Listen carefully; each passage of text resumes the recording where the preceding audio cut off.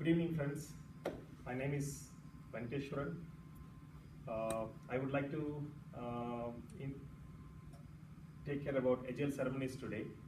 Before that, a short intro about myself is I have been practicing Agile for 4+ years, and year on year, when I am practicing, I am becoming more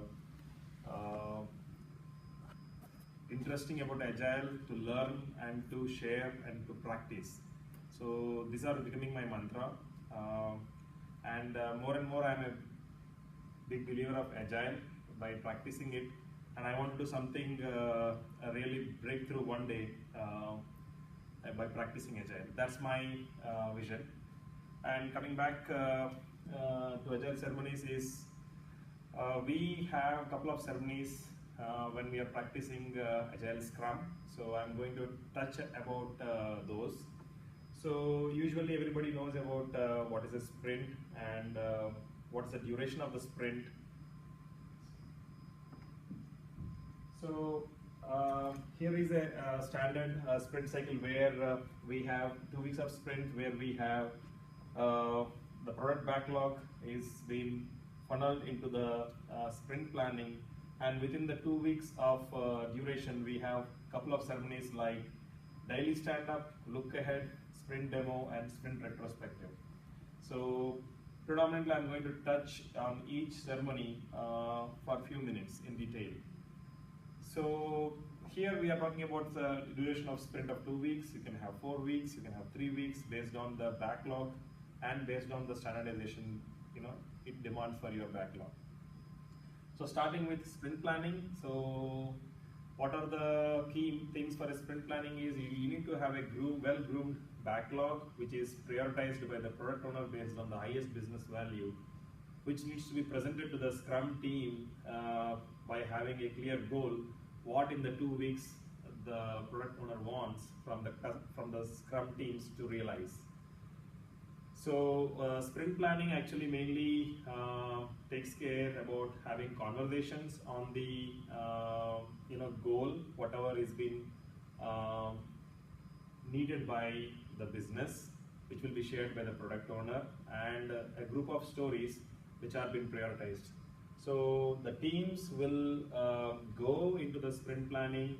The objective for the teams is to nominate the stories, discuss with the product owner and other stakeholders about the dependencies, like from head end or from IT, whomsoever, and try to understand all the dependencies and break up the tasks well, such that they can able to get a clear understanding that they can commit that story or not. With the commitment of the stories, how many they can able to complete. That's what mainly the purpose of the sprint planning, so that we come out of the stories like what are the stories I'm going to commit in the 2 weeks, which I'm going to complete.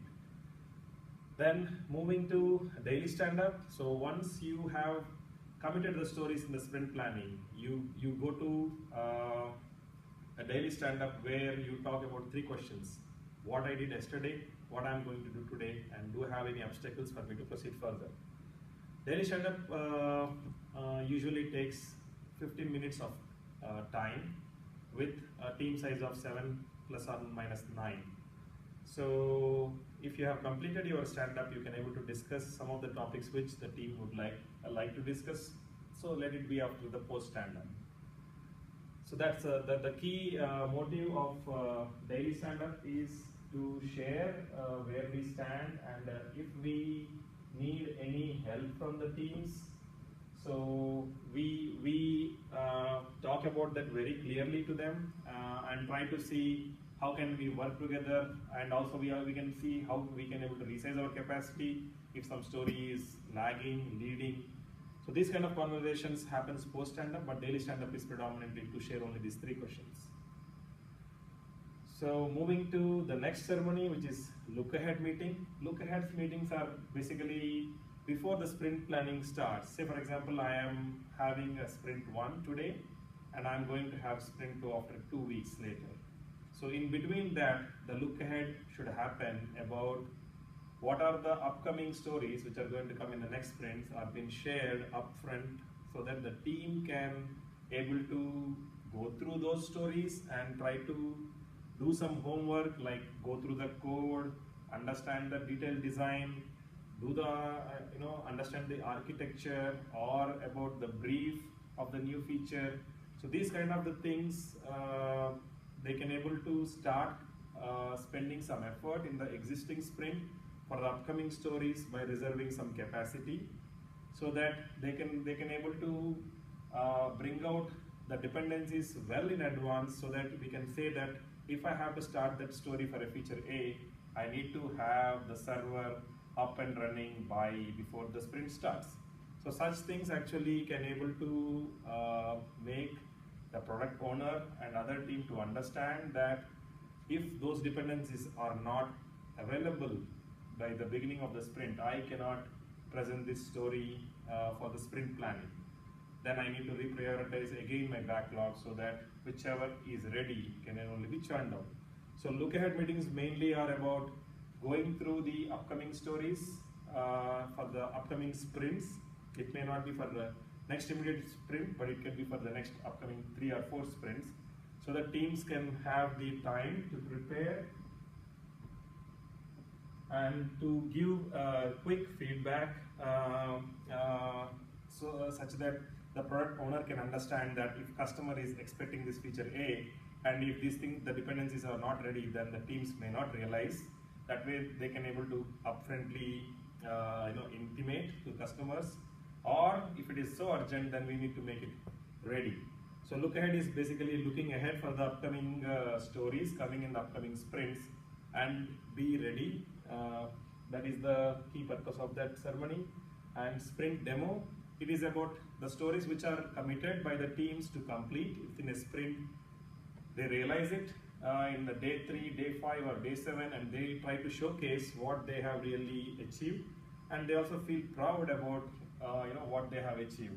So sprint demo is a ceremony where product owner is going to witness the development or the incremental working software, whatever has been realized by the teams, and he is going to check with his requirement, so-called story, what really he is expecting, whether whatever he is expecting is able to witness through in the form of a demo, so that he can able to accept those stories.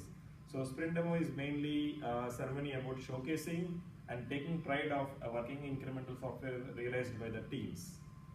And the sprint retrospective is an interesting ceremony where the teams come together and they try to talk about what really went well and what would have been done better, so that they can able to start about like start, stop, continue.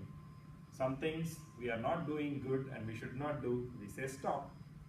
Some things it's really we have to start doing it, like doing an extreme programming, test-driven development techniques, you say start. And yeah, last time we tried to do review in the form of this, we would have done a little bit more better if we would have continued. So these are the different conversations it takes place. And also like what really bothering me, there is a server machine beside my cubicle which is really making some sound which is disturbing me. It's really bothering me. So, or that guy really when addresses to the people, my co-team member, he does with disrespect. So it could be like not having, or the pantry is really far away from my desk, I am losing some time. Starting from such kind of fundamental issues or your environmental issues, team issues, or really project related issues, anything and everything should be discussed within the team in the ceremony called retrospective. The idea is about to make things better such that we are faster in doing our job. So we have to be open and transparent in those kind of retrospective sessions which can make it more effective. So with all this, this is what the whole ceremonies is all about. So in the 2 weeks, if these ceremonies, if we can able to follow it, then we can able to see a potentially shippable product increment can happen, and this kind of several sprints is what will lead to an incremental product release. So with this note, I would say happy scrumming and thanks for this opportunity.